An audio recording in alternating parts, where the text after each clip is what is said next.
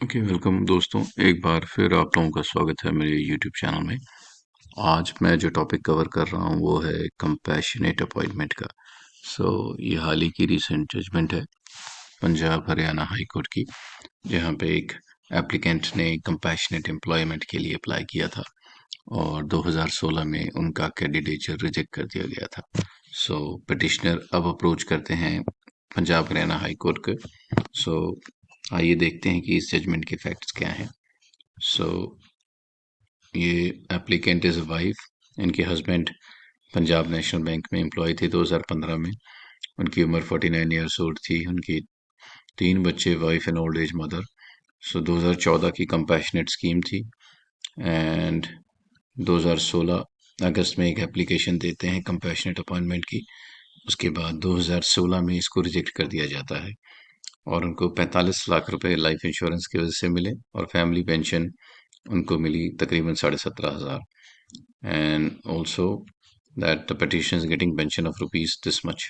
Sperm Bank could not consider compensation received on account of death of her husband. So उनका ये defence था कि उनको जितना कंपेंसेशन मिला है डेथ का, so they are not required for compassionate appointment.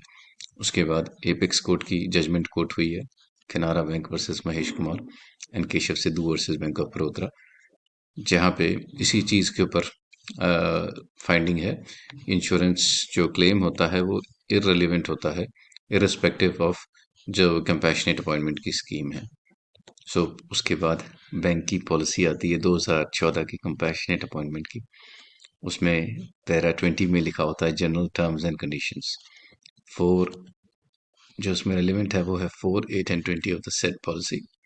उसके बाद यहाँ कोट किया गया है, dies while in service and retired on medical grounds, and for the purpose of scheme employ only regular employee, family is indigent general।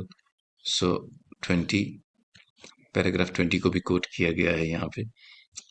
और जो bank ने दिया है कि रिफ्यूज़ल दिया है जो कंपैशनेट अपॉइंटमेंट को, वो इसलिए दिया है कि इनको LIC से पैसे मिले हैं और 17,000 के करीबन आर्मी की पेंशन आती है। ये प्रपोजल कंसिडर हुआ और उसके बाद इनको टर्मिनल ड्यूज मिले एंड LIC का पैसा मिला। इस बेसिस पे इनकी जो कंटेंशन थी वो रिजेक्ट कर दी गई 2016 में। नाउ इन्होंने इस कोर्ट को 2017 में अप्लाई किया था, 2024 में जाके इस डिसीजन का फैसला आया है। सो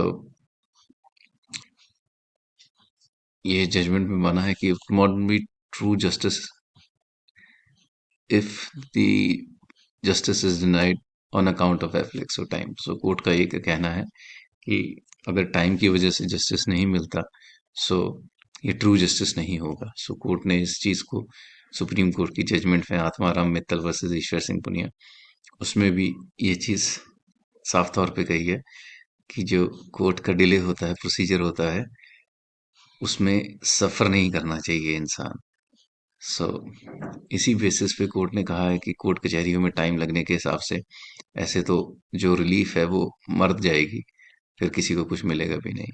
सो एक और जजमेंट है महेश कुमार की, उसमें यही कहा है कि employee cannot be taken into consideration right of compassion upon was independent from retiral और terminal benefits. M Mahesh Kumar भी इसी पे है कि रिटायरल बेनिफिट्स और टर्मिनल बेनिफिट्स के बेसिस पे कंपैशनेट अपॉइंटमेंट नहीं होती, उसका एक अपना कॉज है। और जो बैंक का रिप्लाई था कि इनको LIC का पैसा मिला है, आर्मी पेंशन मिली है, कोर्ट ने इसको गलत माना और इनमें family benefit scheme can not be in any way be equated with benefit of compassionate appointment. So court ने अपने बिहाफ पे भी जो रिस्पोंडेंट की जजमेंट्स है वो भी दी हैं। दूसरी केशव सिद्धू सुप्रीम कोर्ट की जजमेंट है, महेश कुमार की जजमेंट को कवर कर रही है। आप देखेंगे इस कोर्ट में Umesh Kumar Nagpal versus state of Haryana में भी ये क्वेश्चन आया है कि जो रूल्स होते हैं कंपैशनेट अपॉइंटमेंट वो कैसे फॉलो होने हैं। फिर हम जजमेंट की तरफ बढ़ेंगे क्योंकि इसमें काफ़ी कुछ लॉ डिस्कस हुआ है और अब कोर्ट ने फाइनली यही साल का डिले हुआ है, ये बिल्कुल बनता नहीं है। और जो डिपार्टमेंट को डायरेक्शन दी है कि अब 3 महीने के अंदर इस बेनिफिट को आप कंसिडर करके एप्लीकेंट को सूचित करें या उनको बताएं कि उनका कैंडिडेचर कैसा है कंपैशन डिपार्टमेंट का। सो ये एक बहुत ही अच्छी जजमेंट थी कंपैशन डिपार्टमेंट की, हाई कोर्ट की। मैं ऐसी जजमेंट लाता रहूंगा। मेरे चैनल को लाइक सब्सक्राइब जरूर कीजिए। Thanks for watching. Thank you.